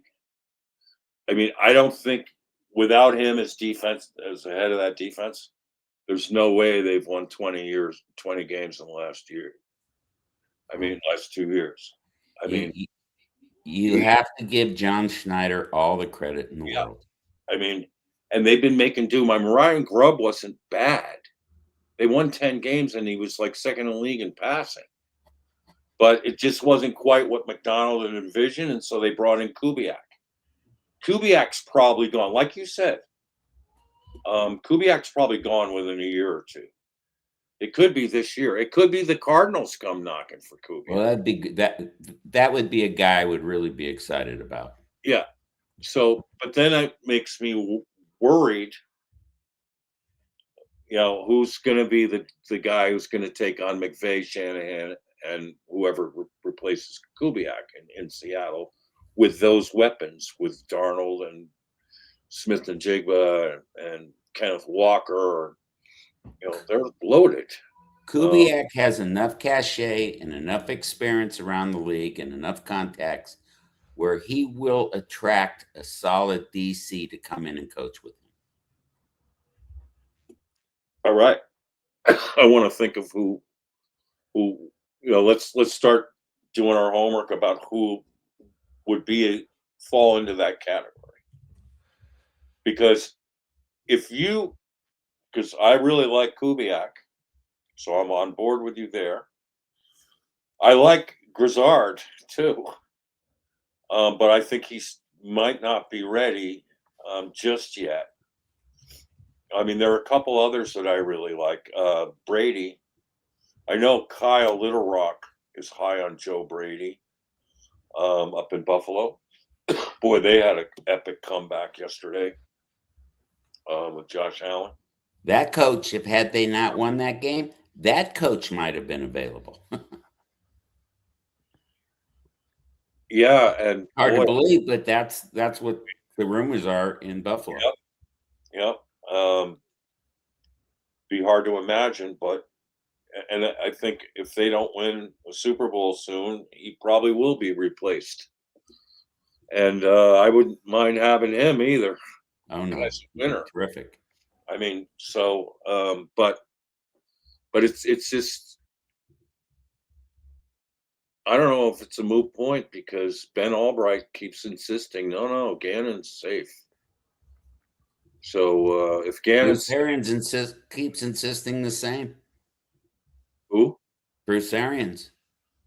What do you mean? He says no way is Jonathan Gannon getting fired. Oh, Arians said that? Yeah. Oh, where did you hear that? He was on he goes on McAfee all the time. Yeah, he was on McAfee. He's terrific. You know what? You want to bring in a director of player personnel who tell Mike Bidwell, get the hell out of the building? There you go. Oh, boy. There you go. Problem with Bruce is he's too damn loyal to everybody. Yeah, he's got a bit the cronyism, so he's come in and make James Betcher head coach. He looks good, and good. I don't know. What was he saying about Gannon? Why? He said that no way is Mike Bidwell firing Gannon, and he also said that they weren't going to cut Kyler Murray. Oh, wow. And he said it's basically because of money. He says Mike Bidwell is all about the money, and he's not going to fire that coach over money, and he's not going to cut Kyler Murray over money because of money. Whoa. Well, who knows? Who knows Mike Bidwell better than Bruce Arians? Wow. Oh, man. I don't know. The Kyler one seems kind of open and shut at this point. Well, he missed the boat on that for sure. He definitely I don't know if it's for sure. So maybe he's doubling down on the Jonathan Gannon comment. I mean, or maybe, I don't know. That's just, PA always is a shocker anyway. But, if he's right about that, the pushback from Cardinal fans is going to be enormous. You're going to have a full-scale mutiny. And I'm going to write an article this week about why do we still care? And I got some, I think, pretty good ideas about that. At least I can cite some for myself. But there's also, I think, a psychological component to this that, about people in abusive relationships and why they stay. There's, in fact, I'll give a preview of it now, quickly. All right, they had this experiment for laboratory rats, and They took 10 rats and put them in their individual cages. So one rat to a cage, and they put it in a trowel of water and a bowl of food. And so, and then they had all these, these 10 big traps with rats, and they locked the doors, and they would watch, and the rats would come over to the water, sip from the water, and eat from the food, and then go back into its cozy corner and sleep. But then they threw a monkey wrench in. Was it every now and then they had the trowel and the bowl electrified? So that every now and then when the rat went to sip from the water, it would get shocked and scurry back to the safe corner of the cage, or its warmest corner of the cage, and cower there until it finally had to, out of need, try again to sip from the trowel or eat from the bowl.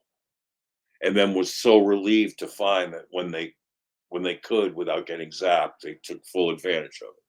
But then a day later, they get zapped, the whole thing. It would just keep recurring. So they studied this and wrote notes of the patterns. So for a whole month, this went on, right? So after a month, they decided, okay, let's open the doors. How many rats in 10 cages bolted out of those cages? I'm going to guess 0. Correct. Why? Why? Oh, question to me. The comfort of the what's it called? The place they were scurrying back to. The comfort and the safety of that. It's the big compromise, right?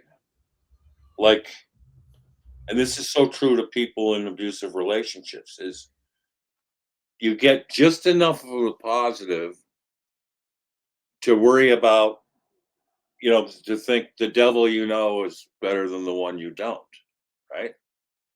So the fact that you can count on certain things being okay and life sustaining when they're well, but at the same time having to suffer through some abusive periods.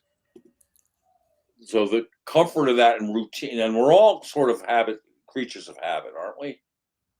And the routines of working within our own daily routines. That if we get enough of a positive out of it, or enough of a reprieve, or enough of a satisfaction in one certain way, we stay, or they stay. Isn't that fascinating? I think it's so amazing to think that, but I think there's a psychology, there's an absolute. I know why I'm staying. I love Trey McBride. I love Jacoby Brissett right now for how hard he's playing. I love Michael Wilson. I love Josh Fryer suddenly. I'm here for the players.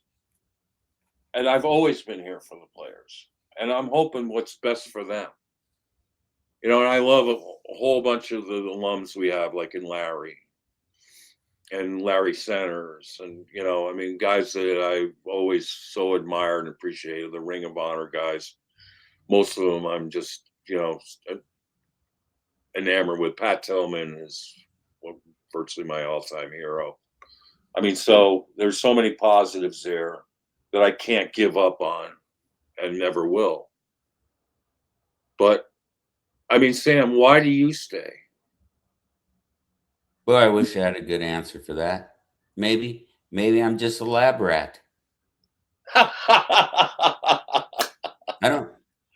It all comes down to the players. I remember back in the day when McGinnis was the head coach, there was absolutely no talent on this team. The worst owner you could ever be stuck with running it. And you rooted for the players. You rooted for Larry Centers. You rooted for Jake. You rooted for McGinnis, just to overcome the worst situation they could be in as professionals. And that's all you have left. But right. if by some miracle the NFL let Mike Bidwell take this team elsewhere and gave us a new franchise, I'd be all over the new franchise. Yeah. That's what I am. I'm a Cardinal fan because they play down the street, and Right. I get to hear about them and watch them every week, even though it's no fun. And Right. that's why I'm a Cardinal fan. But if they sent Mike Bidwell, maybe gave him the first franchise in Siberia, I would no longer be a Cardinal fan. I'd be a fan of the new franchise here. Gotcha. And I really have to say, I resent having to support and watch a Bidwell product. Same. It disgusts me. Compromises everything I believe in. Absolutely. Absolutely. I know. So, but then I say to myself, he's not the reason. And, I'm glad you mentioned Larry Centers. I mean, because he relates to what we're seeing today. That guy, it didn't matter what the score was. That guy played his ass off. Yep. Every time he touched the football. Yep. And I remember these sweltering games at Sun Devil Stadium where the Cardinals are getting their ass kicked.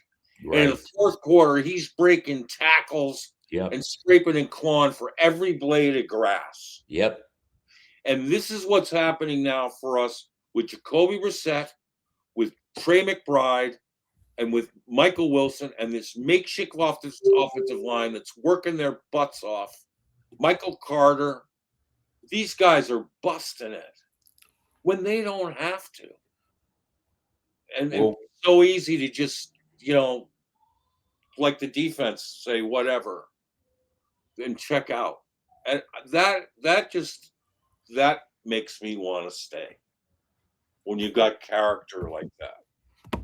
Because, and then when fans say, mitigate it and say it's worthless anyway, that gets my dander up, because no, this is what winning really is. It isn't just getting on the bandwagon when you got a good team. It shows your character when you don't. And the fact that I can watch these games and see these guys compete at such a high level, at least it's on one side of the ball, but it's not, it's something to hang on to. I find very appealing and character building, and it gives me hope that once whole team gets like this again, maybe we're going to be good finally again, because we've had moments when we have been, and that's the thing though with Bidwell, he's never been able to sustain it. So that's why I say with Todd Bowles and Jason Light, kudos, man. There are only a handful of teams in this league who manage to get by year after year, being competitive and in their division hunts.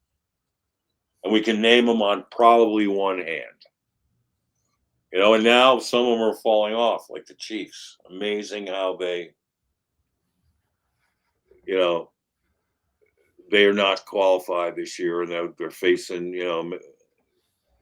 Mahomes being out for a while. And that was sad.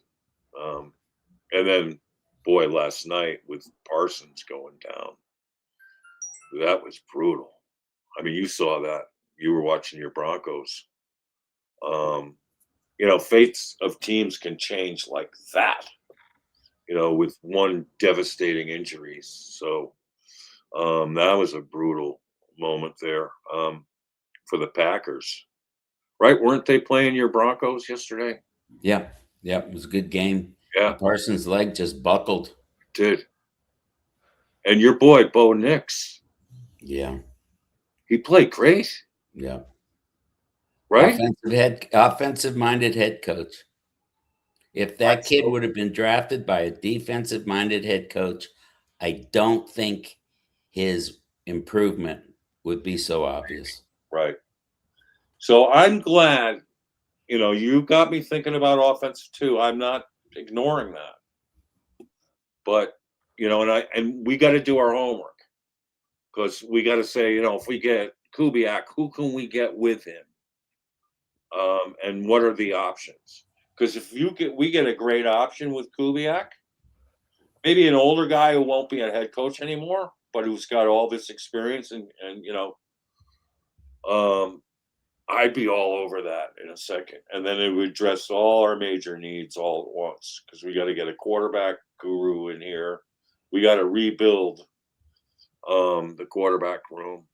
And if we could get Todd Bowles as a head coach and they fire Mike McDaniel in Miami, there's your coaching staff right there.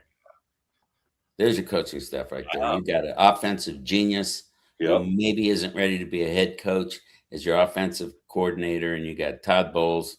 That would be a hell of a coaching team. Yeah, if he'd do it. I mean, I don't know. Yeah, well, if he'd do it, correct. Right.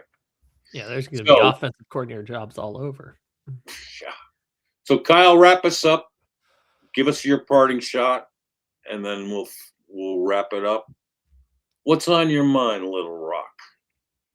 Well, I guess to the Bulls point, which, we talked about that quite a bit. It's a great idea considering his history with the organization, his potential willingness to come coach and just bring the whole Tampa staff with him. I think it would be great. But from my vantage point, which again, I'm in Sacramento, California, thousands of miles away from Tampa, the way I'm reading it, they would be fools to part with Todd Bowles and that coaching staff at this point, given the track record of sustainable success they've had in an organization that does not have a proven history of sustainable success. I don't think Tampa's won 4 straight division titles since Tony Dungy was the coach.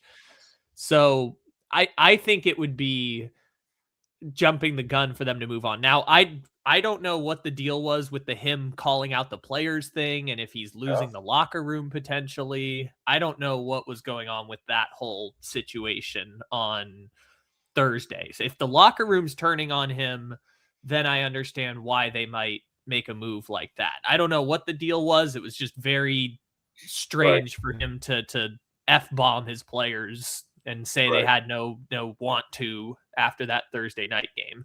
So I don't know if there's like a fracturing going on there. And if that's the case, then I understand, like, hey, if you lose the locker room, you got to go kind of situation. So I don't know. Maybe that's what's happening in Tampa, but just reading it from where it is now, I think it'd be pretty foolish of them to move on from Todd Bowles. But it would be a steal for the Cardinals. And honestly, if Tampa were to move on from him, I think it would be a marriage of convenience, but I think it would work out great for him and for the Cardinals if they could reunite together. And I think this, again, the other sad reality we should acknowledge, because Bowles has been part of this too, is in the NFL, African-American coaches are not in positions to turn down head coaching jobs because few and far between they're offered the worst jobs in the league. They don't get offered serious good jobs. And Bowles is the rare exception where, because he took over for Bruce Arians, he inherited a team with Tom Brady and with that great defense and a ready-made team to go, ready to win. And that is the exception. That's not the norm in the NFL. So if Todd Bowles were to get fired by Tampa, I feel like it would be very premature, akin to what happened with Brian Flores in Miami or Jim Caldwell with the Lions, where you're moving on from a coach too fast. Again, I don't know if he's losing the locker room, but that would be Tampa, I think, moving on far too quickly. And if Arizona had the opportunity, I think Bowles would take it, because you don't know when those head coaching jobs are going to be offered to you again. And that's the sad reality of the NFL too, if Bowles were to come to Arizona. But I like the idea on the surface. I think Tampa would be pretty foolish to part with Todd Bowles at this point. Yeah, they got Carolina, then at the Dolphins, which they'll be interesting to watch tonight against the Steelers. That might be a game. Dolphins is hanging in there tough. They're 6-7. Yeah, they sure are. Give McDaniels a lot of credit. He saved his job. He may have. There's no doubt about it. He has saved his job. So, And Tua's saving his job too. and Tua, perhaps even, So, and then they're at home against Carolina in Week 18. So they got at Carolina, at Dolphins, home against Carolina. Neither team has a winning record. So, and Bowles, with his experience, you'd be hard pressed to bet against him in those games. And he wins those, and they win, or wins 2 out of 3, and he wins the division for the 4th consecutive. It would be weird to move on from him, but stranger things have happened. Sam, your parting shot. Well, quickly, and really kind of close the loop on what you mentioned earlier about just the lack of motivation, the lack of focus, and really the lack of hustle with respect to our defense. Watching the offensive line, our young, unexpected growth of the offensive linemen is a reason to watch for the rest of the year, along with Jacoby and Trey. We have reasons to hang in there and watch the rest of the year, even though I don't think there's going to be another win. I think it's going to be more embarrassing losses. But quickly, in the middle of that game yesterday, you saw Michael Carter get face masked. Oh, yeah. Not a single, and everybody saw it. All the players on the field saw it. None of the players jumped on the ref. And then you have a coach who's just standing there holding the card over his mouth, talking to I don't know who. And then you look at the guy across, the head coach, D'Amico Ryans, working the refs like crazy, bitching about all the calls, involved with everything, not calling plays himself, but being a leader of men, just like he said, and we don't have any of that. And those two guys were hired at the same season, at the same time, basically a rebuild. And look at the difference in those two squads, and look at the difference in those records, and look at the future that the Texans have, and look at the lack of a future that the Cardinals have. That says it all right there. Yep. And it really was poignant. It really was illuminating just how D'Amico Ryans was working on the sidelines, and how our smug, arrogant head coach doing absolutely nothing. Right. Clear 15-yard penalty, and the coach had nothing to say to the refs about it. So, it'll be interesting. We're playing a 5-win team next week at home. We get embarrassed by a 5-win team who's on the road. It's just more fuel on the fire. And I don't know if Albright is right or wrong. We're going to find out. It's going to be a tough year if he's right. Right. And, we'll just have to embrace our players and embrace the growth. Hopefully we'll have some of that, and we'll see how it goes. Yep. Thank you. And really well said, because, this is a make or break off season, I think, for the Cardinals in many different ways. I think if they prolong this agony, it could be several years before we get it back. These players need to be retrained, in my opinion. They need to be taught how to win. They don't need a young coaching staff coming in telling them it's okay to tank games. We're fine. We're going to be good in a couple of years. Well, that didn't happen because it's not good to tank games, and you're teaching players to be losers. And I'm in the same boat now. If people say, "But Mitch, would you want them to win out?" Frickin' yeah, I would. I mean, there's no integrity in tanking. That's why I'm so elated to see there's a cadre of players still playing hard, and that means a lot to me. There's integrity in that.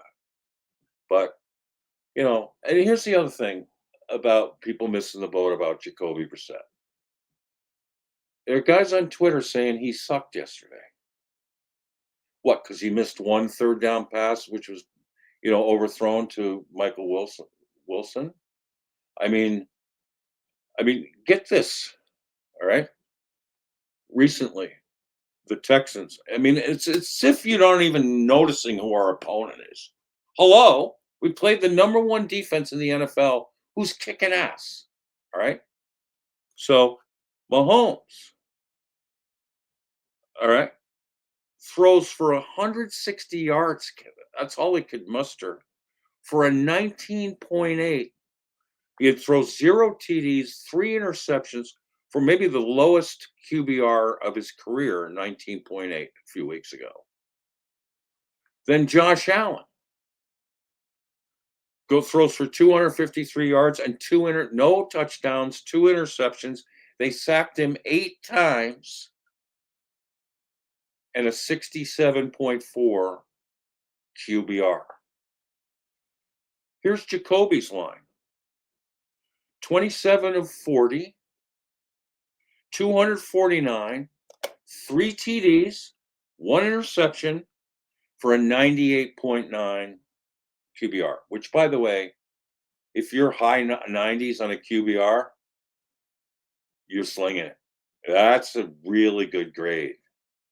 And it was actually a little bit above his average. His average, I think, is a close, like 97.8. So he even raised his average yesterday.